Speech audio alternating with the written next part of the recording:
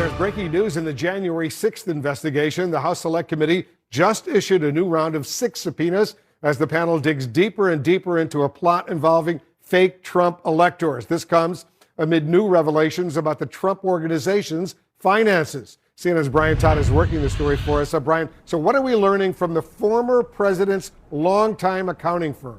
Wolf, that accounting firm, Mazars, is severing ties with the Trump organization. Analysts say the way Mazars handled this is not a good sign for Trump's firm. Tonight, a body blow for Donald Trump's business empire.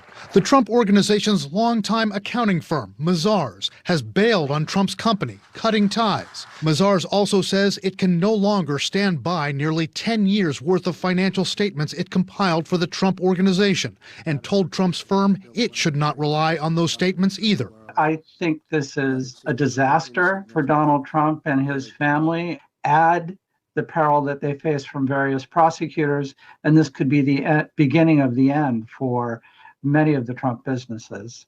Mazars says it came to its decision based on filings last month by New York Attorney General Letitia James, whose office is looking into whether Trump's company manipulated the value of its properties by possibly lowballing the values of those properties to tax officials while inflating the values of those same properties to curry favor with lenders. Mazars told the Trump organization that overall it has not found, quote, material discrepancies with the Trump organization's statements, but still the firm didn't trust the information. They're saying we overall our bottom line was accurate, and we said in our letter, and they surely did, this is only as good as the information you gave us. So guess what?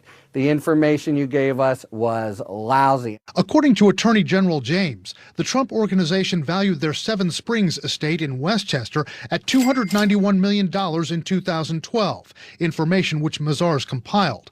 But the Trump firm got it appraised at $56 million in 2016.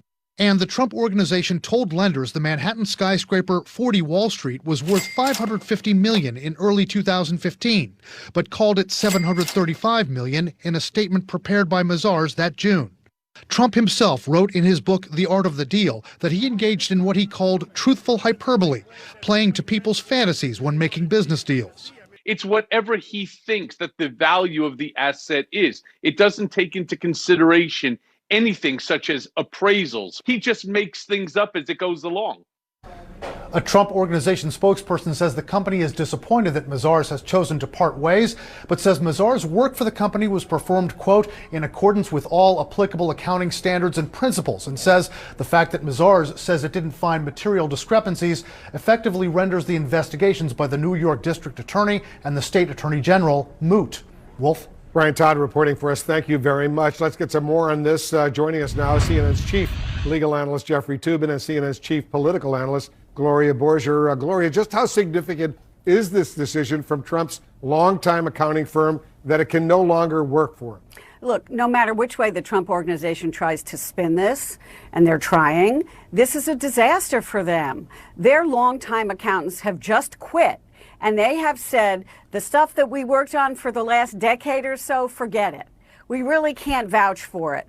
And it's based on our new position is based on, as they say, information from internal and external sources. So who's going to do business with a company whose longtime accountant, just quit on them because they couldn't verify certain information that was given to them by the client?